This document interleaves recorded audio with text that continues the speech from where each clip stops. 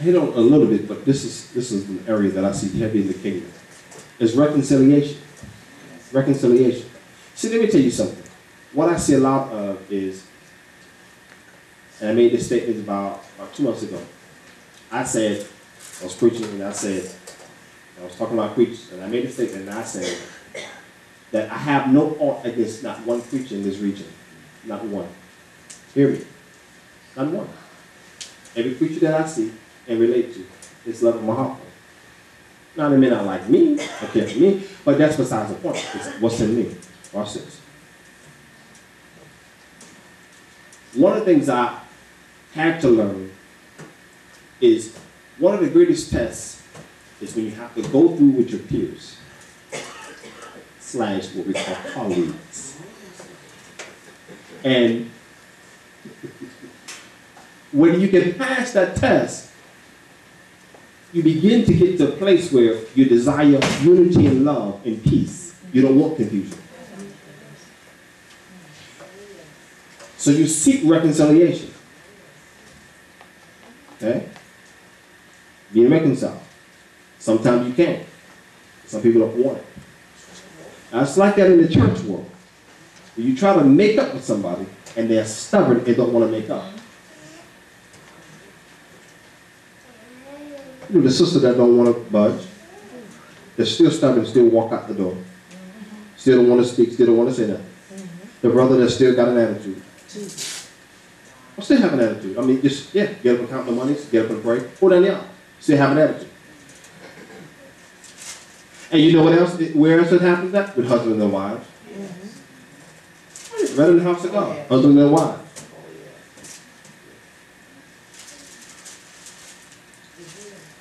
And so what happens with that is, I'm going to tell you something, it begins to show up in ministry. It begins to show up in ministry. People are not dumb. They can tell when a husband or wife is at all. They can tell. Now those who can see can tell. Now the thing about it is this here. When you don't make reconciliation, it gets worse.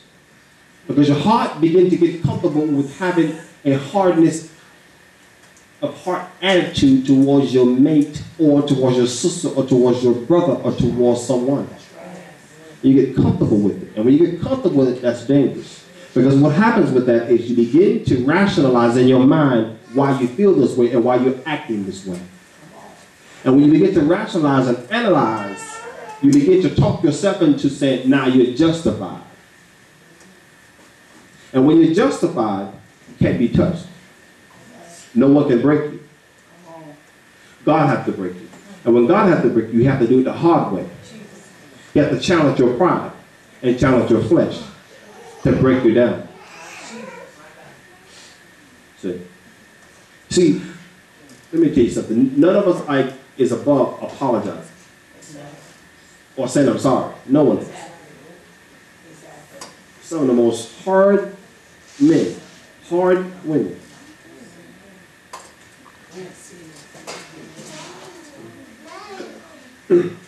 What's the point behind this? Reconciliation brings about a peace in the house of God that it brings in the presence of God and also allow the blessings of God to come. One of the reasons why a lot of blessings are being held up is because a lot of times reconciliation is not in place. When the reconciliation is not in place, then sometimes it holds up blessings. So sometimes there has to be peace that has to be made. When peace is made, then what it does from that standpoint, it releases the Spirit of God to be able to say, now over you is no longer a dark cloud.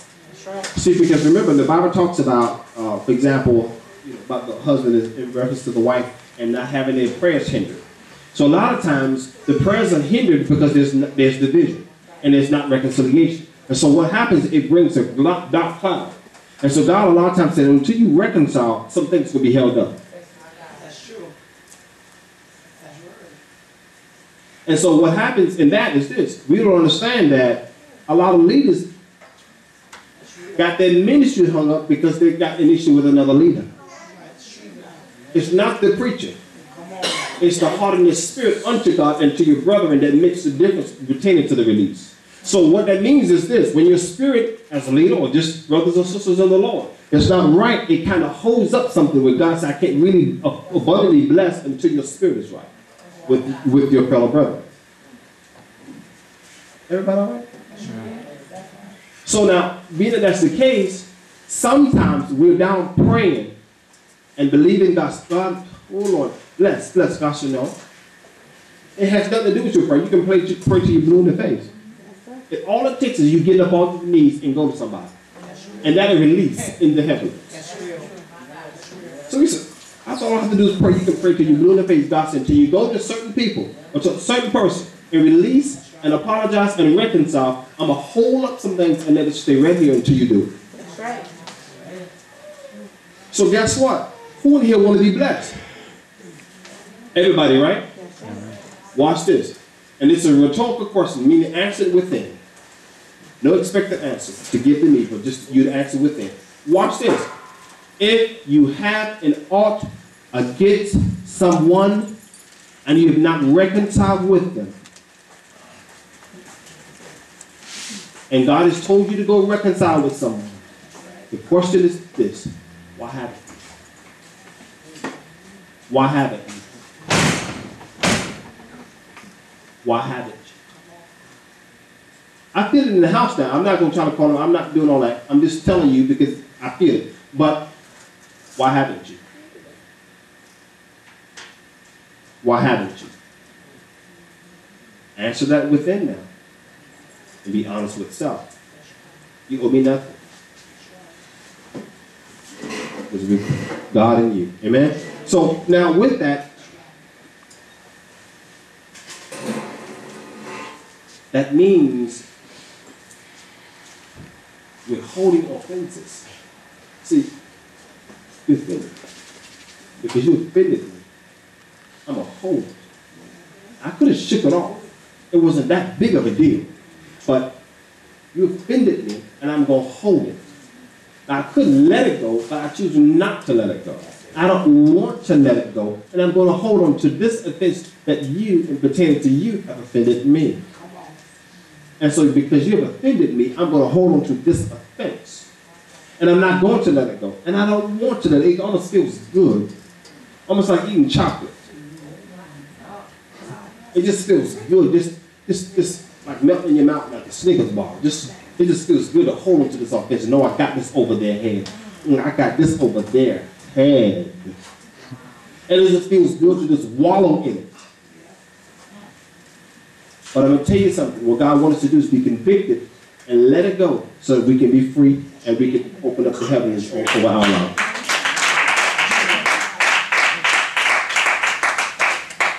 So sometimes in prayer, don't pray about a house, car, money, and bills.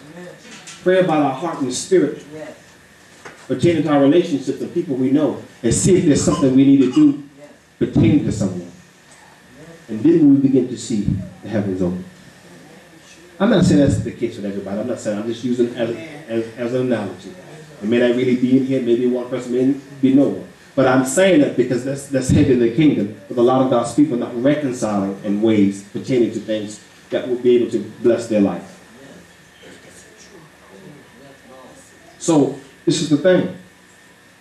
The real part is, you will begin to say, Teacher Moon, Miss Teacher Moon, that the real part of you will say that I am offended.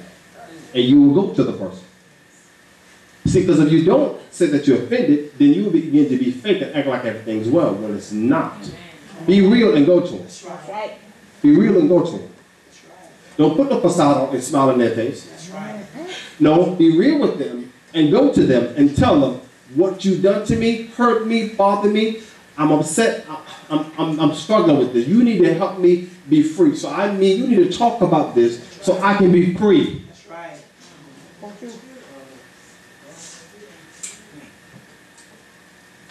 You can't keep avoiding and tiptoeing around the set that we know we need to talk to. We can't keep doing that. We know we need to sit down with them and talk and get something right, but we keep tiptoeing around there like and keep greeting everybody else and keep skipping around. You know you saw them on the corner of your eye. That's right.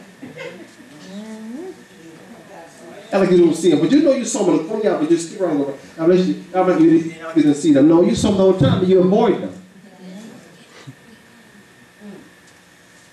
So this is what I believe, that if we just reconcile quick, confront quick, we keep peace. We keep peace. What we do is we keep heavens open over our life. Amen? Amen.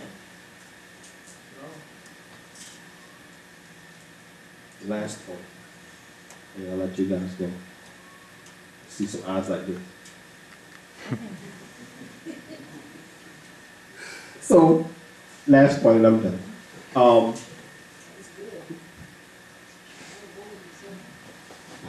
What is God telling us? Is He telling us? Is He telling us about being real and authentic? Not having a facade, being fake. What is He telling us in that? I'm not saying it applies to anyone. May not apply to apostle, may not apply to me. May apply to me, may apply to you, may not apply to you. Each person is just answer for himself. That's it. That's all. Where are we not being real? Where do we need to be real? God wants us to be authentic in who we are. Authentic. I only can be Pastor Mike. I can be no one else. Myself. Act, talk, relate, speak, prophesy, anything I can do like no one else. It's me.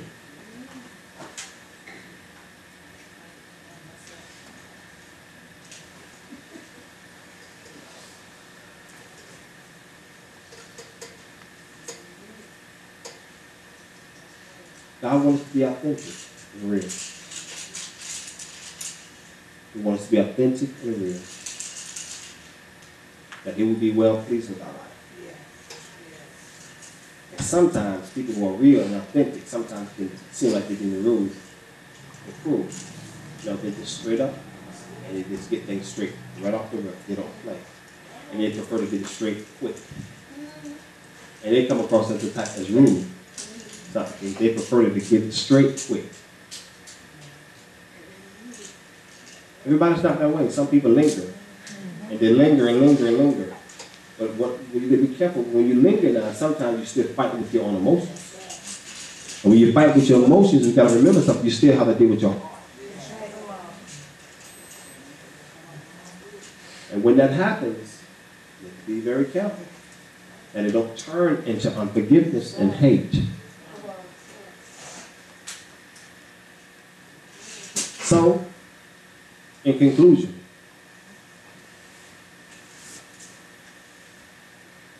I want us to ask ourselves the question, am I being authentic and real in who I am in the unknown?